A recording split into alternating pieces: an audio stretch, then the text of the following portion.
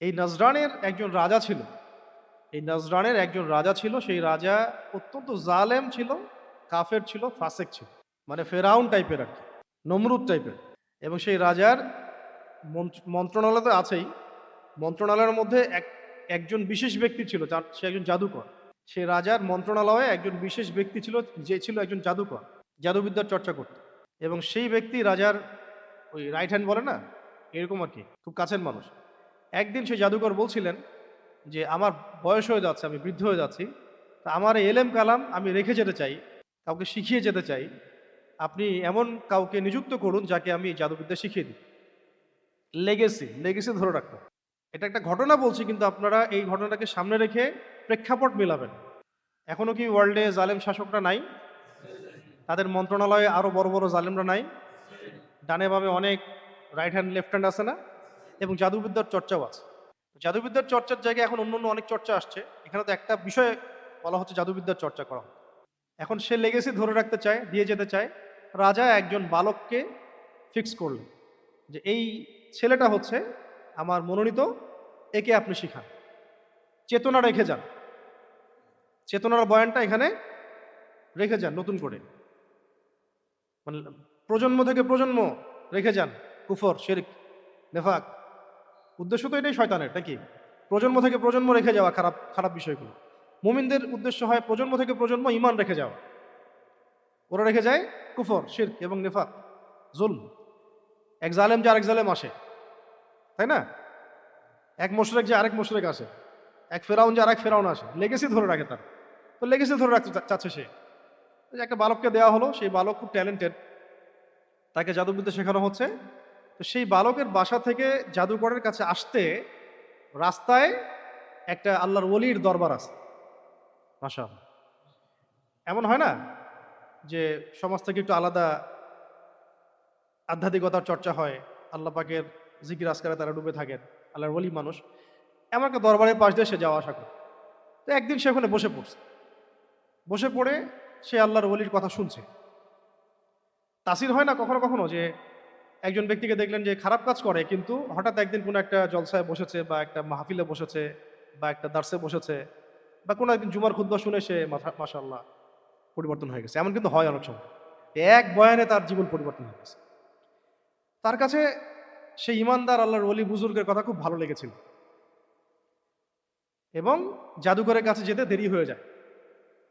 আবার যখন বাসায় ফিরে তখনও সে ওই আল্লাহর ওলির দরবারে বসার চেষ্টা করে।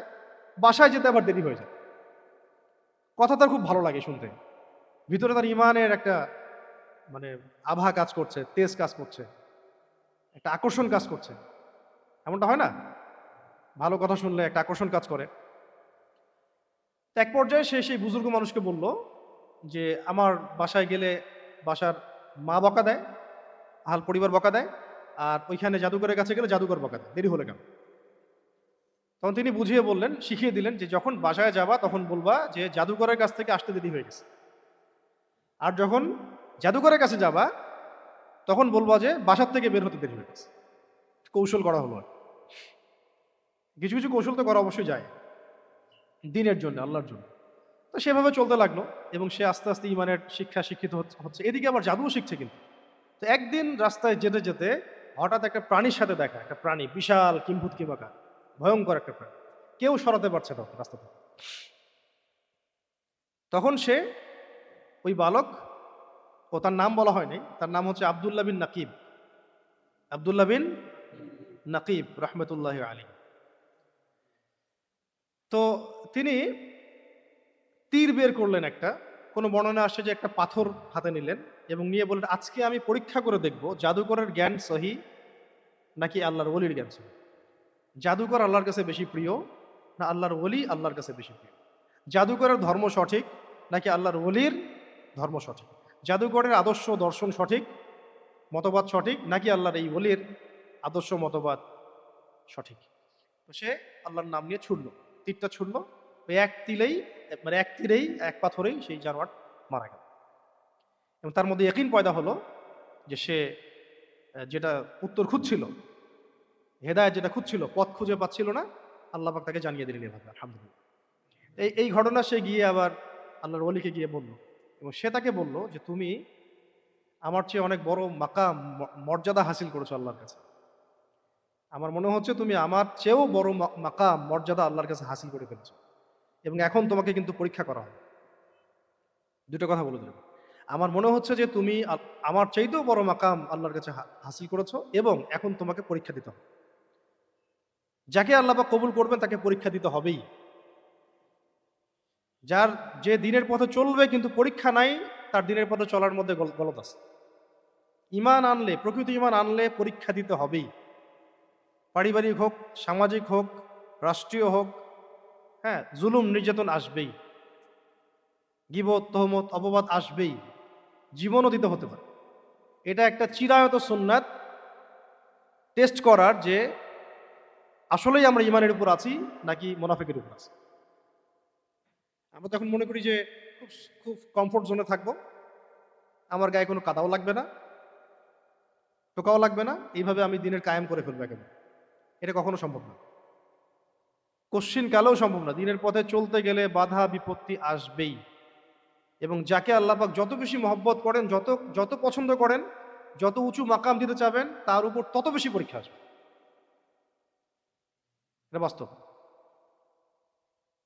যাদের উপর এগুলো কিছুই আসবে না, তাদের ভাবা উচিত তাদের তাদের ঈমান কতটুকু পাকাপোক্ত, তাদেরই ভাবা উচিত। তার ওস্তাদ তাকে বলে দিলেন, এবার তোমাকে পরীক্ষা করা হবে। এখন তার ওস্তাদ মানে এই বুজুর্গ ব্যক্তি একটা খাস বিষয় জানতেন, সেটা হলো আল্লাহর ইসমে আজম। আল্লাহর ইসমে আজম। আপনারা প্রশ্ন করতে পারেন ইসমে আজম কি? আল্লাহ পাকের সমস্ত নামগুলোকে বলা হয় আসমাউল হুসনা, সুন্দর সুন্দর নামগুলো। যেমন আল্লাহ আর রহমান আর রহিম, আল মালিক, আল কুদ্দুস, আল সালাম, আল মুমিন, আল মুহাইমিন, আল আজিজ, আল জব্বার, আল মুতাকাব্বির, আল খালিক, আল খালিক, আল বারি, আল মুসাউবির, আছে না? বহু নাম আছে। তো এরকম নামগুলোর মধ্যে কিছু ইসমে আজমও আছে। কেউ বলেন যে একটা ইসমে আজম, কেউ বলেন একাধিক। আল্লাহ ভালো জানেন। কোন কোন কিতাবে পাওয়া যায় যে আল্লাহ নামটাই ইসমে আজম, আল্লাহ নামটাই ইসমে আজম। আবার কোন কোন জায়গায় আরো কিছু নাম অতিরিক্ত আছে যেগুলোর মধ্যে ইসমে আজম আছে, এমন বলা হয়। ইসমে আজমের ফজিলত কি? মানে এটা আল্লাহ পাকের নামগুলোর মধ্যে একটা মর্যাদাপূর্ণ, একটা শ্রেষ্ঠ নাম, যে নামের ওসিলা দিয়ে দোয়া করলে দোয়া কবুল হবে।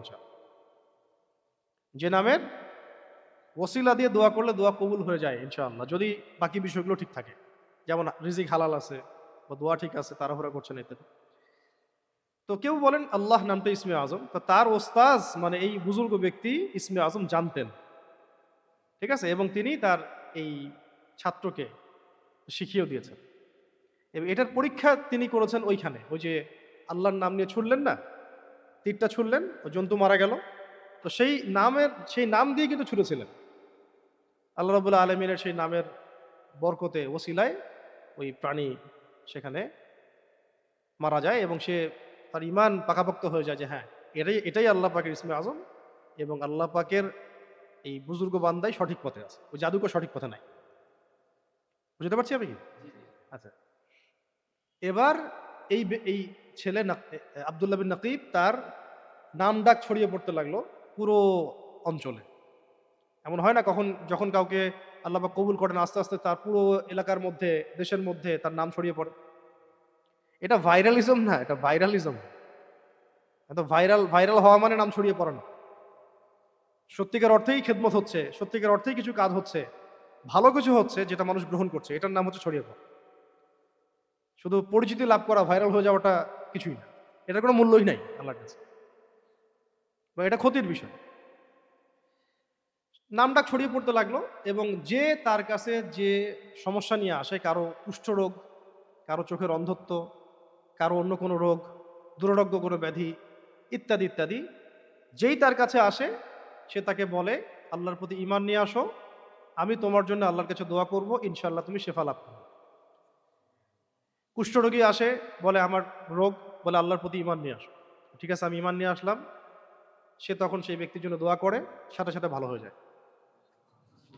অন্ধ ব্যক্তি চোখে হাত বুলিয়ে সে বলে যে আল্লাহর প্রতি ঈমান নিয়ে আসো, ঈমান নিয়ে আসে, সে আল্লাহর কাছে দোয়া করে তার জন্য, চোখের দৃষ্টিশক্তি সে ফিরে পায়।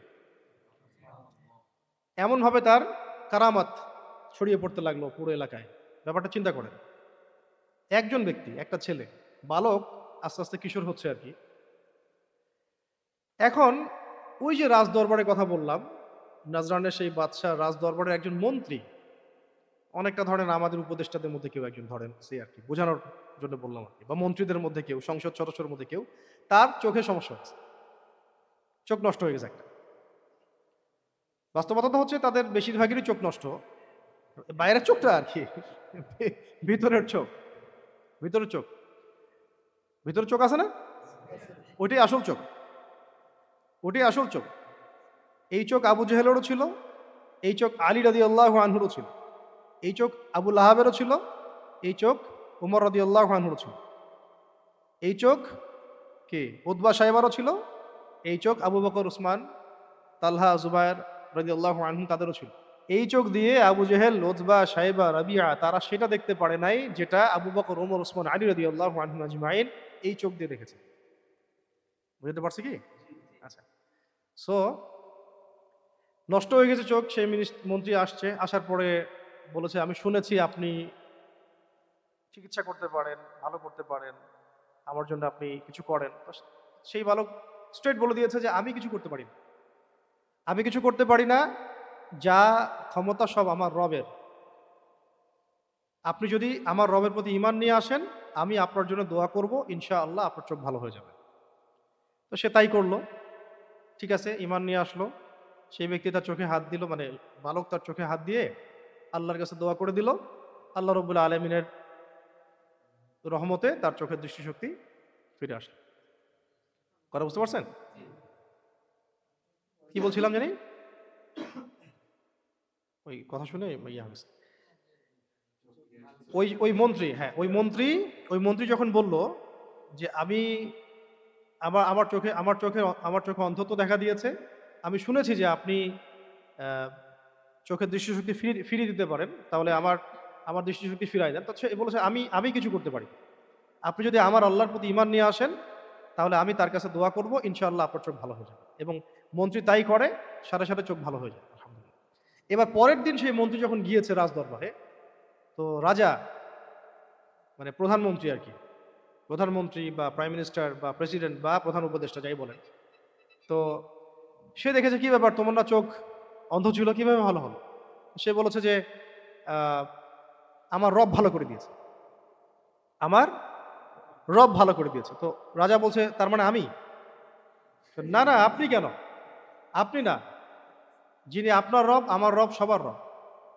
এই কথা কোত্থেকে শিখলা?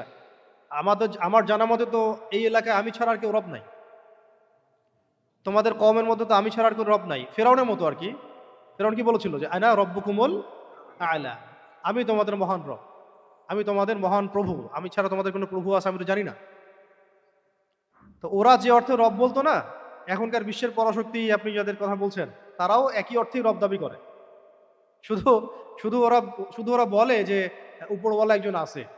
জমিনের মধ্যে যত বিধান আইন যা যা সিস্টেম, এইগুলো তারা নিজেদের মন গড়া উসুলেই করে, আল্লাহর বিধানকে তারা মোটেই পরোয়া করে না। কোনো কোনো ক্ষেত্রে বলতে পারি যে 5 পয়সাও পরোয়া করে না, বরং আল্লাহর বিধানের বিপরীত বিধান তারা চাপিয়ে দেয়। এবং কিভাবে আল্লাহ রাব্বুল আলামিনের দিনকে জমিন থেকে মিটিয়ে ফেলা যাবে সেই প্রচেষ্টায় সারা দিন রাত ব্যস্ত থাকে। এমন কোনো সেক্টর নাই যে সেক্টর দিয়ে তারা চেষ্টা করে না আল্লাহর দিনকে জমিন থেকে মিটিয়ে ফেলতে। ওইটা আল্লাহ পাক মুখের ফুৎকারের সাথে তুলনা করেছেন। ইউরিদুনা লিইউতফিউ নূরাল্লাহি বিআফওয়াহিহিম ওয়াল্লাহু মুতিম্মু নূরিহি ওয়ালাউ কারিহাল কাফিরুন। সূরা সফের মধ্যে আছে যে তারা চায় নিজেদের মুখের ফুৎকারে আল্লাহর নূরকে নিভাই ফেলতে, কিন্তু আল্লাহ রাব্বুল আলামিন তার নূর বা আলোকে প্রজ্বলিত করবেন, যদিও কাফেররা এটা পছন্দ করে না। তো সেও বলছে যে তার মানে আমি না, আপনি না, আপনার আমার উভয়ের রব আল্লাহ। তুমি এটা কোত্থেকে শিখছো? আমি শিখেছি ওই বালকের কাছে।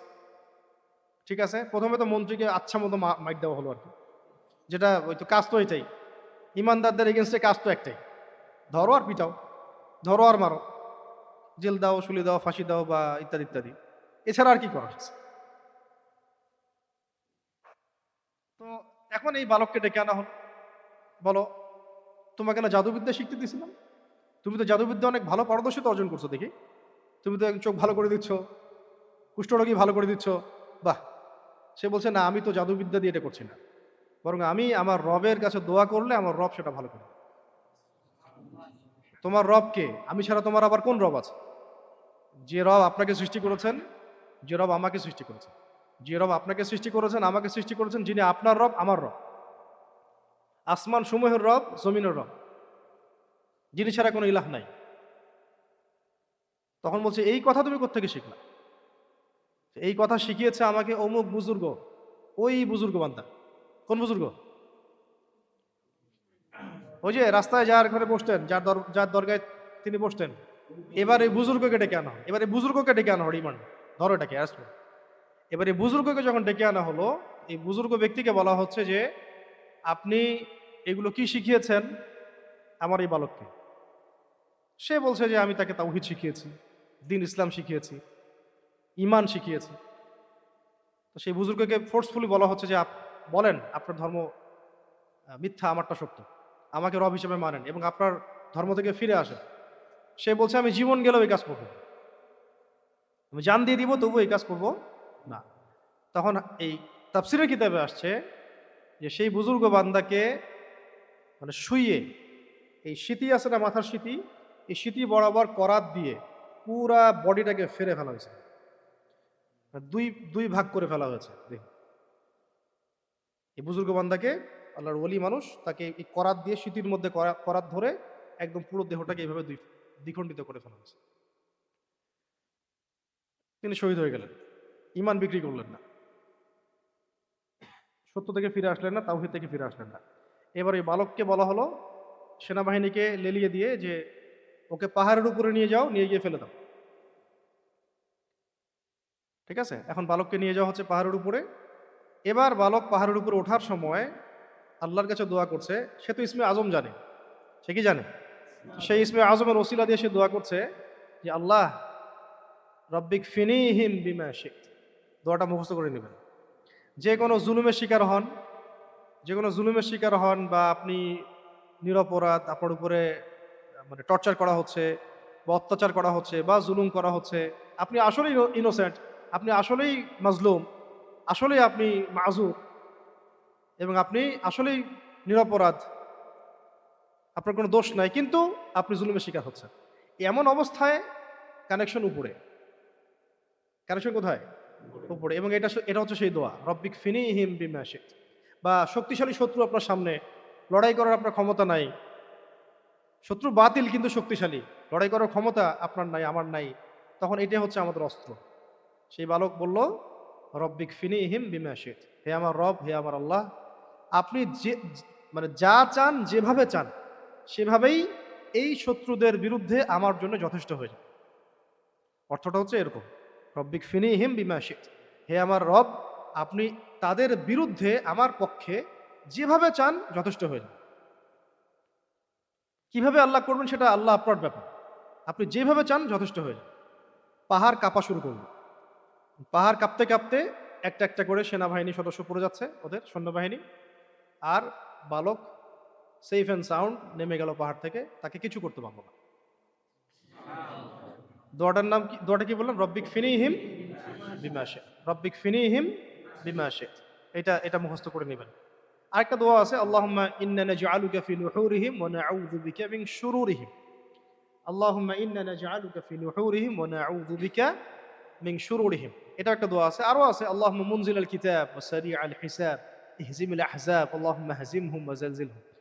এটা আরো অনেক বড় কঠিন দোয়া আর কি, অত বড় দোয়া সবসময় করতে হয় না। রব্বিক ফিনিহিম বিমা শিত। আচ্ছা, এবার রাজদরবারে যখন সে চলে আসছে, কি ব্যাপার, তোমাকে না মারতে পাঠালাম, তুমি এভাবে চলে আসলা, যে আপনার সেনাবাহিনী আমাকে মারতে পারে না। ঠিক আছে, আরেকটা এবার স্পেশাল ফোর্স পাঠানো হচ্ছে, একে ধরে সমুদ্রে নিয়ে যাও, সমুদ্রে নিয়ে মাছ সমুদ্রে ডুবিয়ে দিল। বাস নিয়ে যাওয়া হলো, সমুদ্রের মাঝখানে গিয়ে আবার একই দোয়া, রব্বিক ফিনিহিম বিমা শিত, রব্বিক ফিনিহিম বিমা শিত। ব্যাস সমুদ্র উদ্বেলিত হওয়া শুরু হলো, ঝড় আসা শুরু হলো, ডুবে যাচ্ছে জাহাজ, এবং ওই তাদের সেনাবাহিনী সবাই একে একে ডুবে মরে গেল, ওই ছেলের কিছুই হলো না। সে সুন্দর মতো সাঁতরে চলে আসলো আবার রাজদরবারে। রাজদরবারে আসার পরে সে তাকে বলা হচ্ছে যে তোমাকে এবারও মারতে পারে নাই, এবারও মারতে পারে। তা আপনার সেনাবাহিনী, আপনার পুরো রাজত্বের শক্তি মিলে আপনি আমাকে মারতে পারবেন না, আপনার পক্ষে আমাকে মারা সম্ভব না। শুধু একটা উপায় আছে, যে উপায়ে আপনি আমাকে মারতে পারবেন। তো রাজা জিজ্ঞাসা করছে কি সেই উপায়? শুধু একটা উপায় আছে যে উপায় দিয়ে আপনি আমাকে মারতে পারবেন। রাজা বলছে সেটা কি উপায়? তখন সেই ব্যক্তি অর্থাৎ ওই বালক, বালক বলতে এখন তো একটু যুবকের মতোই, কিশোর যুবক, সে বলছে যে আগে এই পুরো এলাকার মানে এই পুরো রাষ্ট্রের, রাজ্যের সমস্ত মানুষকে একটা জায়গায় জড়ো করতে হবে। আগে এই রাজ্যের সমস্ত মানুষকে একটা ময়দানে একত্রিত করতে হবে, আমাকে একটা খেজুর গাছের সাথে বেঁধে দিবেন, দিয়ে আমার এই পিছন থেকে একটা তীর বের করবেন এবং সেই তীর যখন ছুঁড়বেন তখন বলবেন বিসমিল্লাহি রব্বি হাযাল গুলাম, অর্থাৎ এই বালকের রবের নামে তীর ছুটছে, এই বালকের রবের নামে তীর ছুটছে। তো যারা খুব স্বৈরাচারী হয়, জালেম হয়, হ্যাঁ, খুব প্রতাপশালী হয়, তারা কিন্তু মাথা মোটা হয়। তারা সামান্য দুনিয়ার মানে তারা তো অদূরদর্শী হয়, পরকাল তো দেখে না, পরকাল তো দেখেই না, এমনকি দুনিয়ারও হয়তো খুব কিঞ্চিত, আমরা বলি না কাছের ভবিষ্যৎ দেখতে পারে, অদূর ভবিষ্যৎ দেখতে পারে, কিন্তু ডিপ ফিউচার দেখতে পারে না। ওই বসিরা, প্রজ্ঞা তাদের থাকে না, একটু মাথা মোটা টাইপের হয় আর কি। পেশি শক্তি কাজে লাগায়, মনে করে যে মার মার কাট কাট করলেই সব সমাধান হবে। আসলে বিজয় যে আসলে আদর্শের, মুহাম্মদ সাল্লাল্লাহু আলাইহি ওয়াসাল্লাম দুনিয়াতে এখন নেই, কিন্তু তার আদর্শ যে কোটি কোটি কোটি কোটি মানুষের হৃদয়ের মধ্যে আছে। বিজয়টা কাকে বলে আসলে? ইব্রাহিম আলাইহিস সালাম দুনিয়াতে নেই, ইব্রাহিম আলাইহিস সালামের তাওহীদের চেতনা কোটি কোটি মানুষের মধ্যে আছে না? কিন্তু ইনস্ট্যান্ট তারা যেটা দেখে সেটাকে বিজয় মনে করে। জালেমরা ইনস্ট্যান্ট যেটাকে দেখে ওটাকে বিজয় মনে করে। এখন আমরা জানি বিজয় মানে হচ্ছে পরকালীন চিরস্থায়ী সাফল্য। দুনিয়াতেও ইমান সত্য বিজয় লাভ করে, ইনসাফ বিজয় লাভ করে, কিন্তু হয়তো দৃশ্যমান হতে একটু সময় লাগে, দৃশ্যমান হতে একটু সময় লাগতে পারে। তো এই রাজাও একটু মাথামোটাই ছিল, সে মেনে নিল প্রস্তাব, ঠিক আছে। পুরো রাজ্যের সমস্ত মানুষকে একটা মাঠের মধ্যে ডেকে নিয়ে আসলো।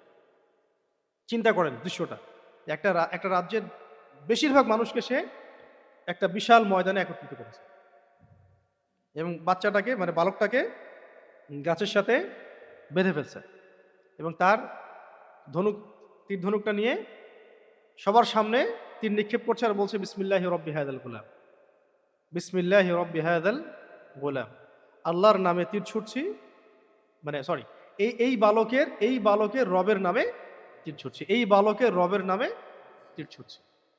তীরটা ছোড়া হলো এবং তাফসীরের কিতাবে আসছে যে তীরটা গিয়ে ঠিক বালকের এই কানের নিচে গিয়ে লাগলো। কোথায়? ঠিক বালকের কানের নিচে গিয়ে লাগলো, তীরটা স্ফোর হয়ে গেল। কারোর সাথে মেলান, কারোর সাথে মেলে? ঠিক ওই বালকের কানের নিচে গিয়ে ওই তীরটা লাগলো এবং তীরটা স্ফার হয়ে গেল এবং সেই বালক ওখানে শাহাদাত বরণ করল। উমর রাদিয়াল্লাহু আনহুর সময়ে যখন ইসলাম বিজয় লাভ করেছে পুরো অর্ধবিশ্বে, তখন আব্দুল্লাহ বিন নাকিব রহমতুল্লাহ আলী, এই যে বালকের কথা বলছি, বিস্ময় বালক, আত্মহুতির মানে জাজল্যমান নিদর্শন যিনি দেখিয়ে গেছেন, তার মাকবারা বা কবর খুঁজে পাওয়া যায়, তার কবর খুঁজে পাওয়া গিয়েছিল এবং তার লাশটাও পাওয়া গিয়েছিল। দেখা গিয়েছিল যে তার লাশটা ঠিক ওইভাবে আছে এবং ওই জায়গায় যেখানে তীর লেগেছিল ওখানে হাতটা ওখানেই আছে, এইভাবেই তিনি আছেন। পরে ওইভাবে তাকে আবার দাফন করে দেওয়া হয়। আর শহীদদের লাশ অক্ষত থাকে, আল্লাহর ওলিদের লাশ জমিনে অক্ষত থাকে, নবীদের লাশ অক্ষত থাকে। এখনো বহু মানুষের এমন কবর থেকে লাশ বের হয়ে যায়, এখনো লাশ অক্ষত আছে, এমন হয়। কিন্তু আর নবীদের তো হবেই, নবীদের তো মাটি তো হারাম করে দেওয়া হয়েছে, মাটির উপরে এটা হারাম করে দেওয়া হয়েছে। নবীদের দেহ তারা কখনো ইয়ে করতে পারবে না, মানে স্বাভাবিক যেটা হয় ওটা হবে না। তো আব্দুল্লাহ বিন নাকিব রহমতুল্লাহ আলী, তার লাশটা অক্ষতই আছে এখনো। তো এখন যখন মানুষ দেখলো, খেয়াল করে দেখেন বিষয়টা, যখন মানুষ দেখলো যে এই রাজা এই বাচ্চাটাকে মারতে পারছিল না, এত চেষ্টা করলো মারতে পারলো না, শেষমেশ সবাইকে একত্রিত করে এই বাচ্চার রবের নামে তীর ছোড়ার পরে সেই বাচ্চা মারা গেল। তখন পুরো এলাকার, পুরো কওমের, পুরো জাতির সব মানুষ এই বার্তা এবং দাওয়াত পেয়ে গেল যে এই রাজা প্রকৃত ইলাহ নন, বরং প্রকৃত ইলাহ হচ্ছেন যিনি ওই বালকের রব এবং আমাদের সবার রব।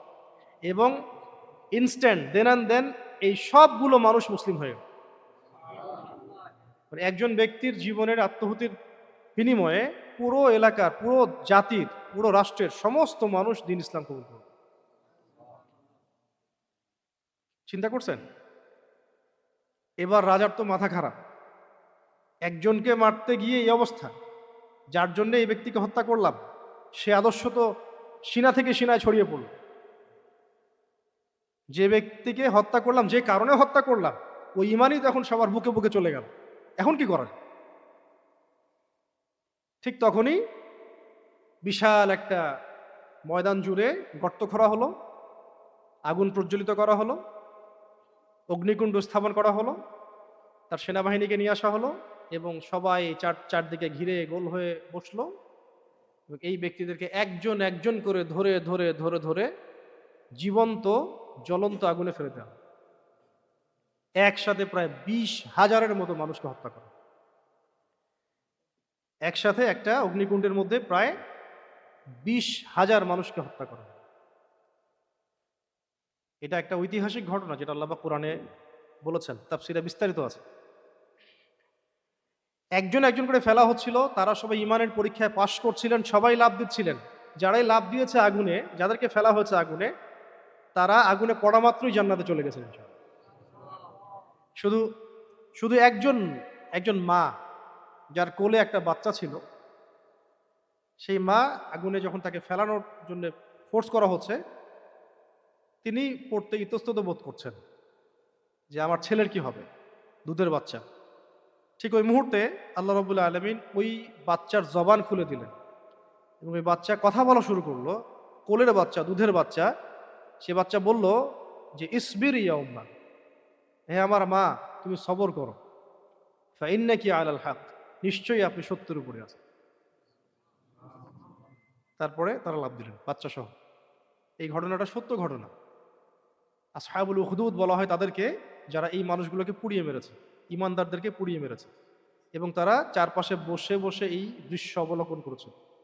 ওই মানুষগুলো ইমানদার ছিল, কোনো অপরাধ ছিল না, শুধু একটাই অপরাধ, তাদের দৃষ্টিতে তারা আল্লাহর প্রতি ইমান এনেছে।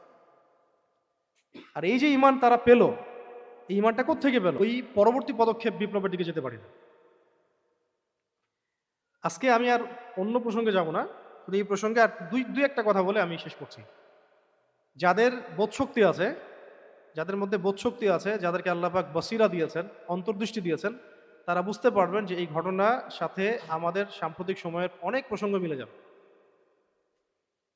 আজকে সবই আছে, এমনকি আল্লাহ পাক মাঝে মাঝে আমাদের সামনে এইরকম বিস্ময়কর মানুষদেরকে নিয়েও আসেন, যারা জীবন দিয়ে দেয়, শহীদ হয়ে যান, আত্মোৎসর্গ করেন, আত্মহুতি দেন, কিন্তু এর পরবর্তীতে জাতি সেই পথে হাঁটতে পারে না। কিছু আবেগ দেখায় মাত্র, কিছু আবেগ দেখায়, কয়েকদিন মনে রাখে, কিছুদিন পরে আবার ভুলে যায়। এটাই হচ্ছে আমাদের সামনে সবচেয়ে বড় শিক্ষা হওয়া দরকার এখন। অনেকভাবে হাদি ভাইয়ের ঘটনাকে ব্যাখ্যা করেন, আমি ব্যাখ্যাটাকে এইভাবে করলাম আজকে।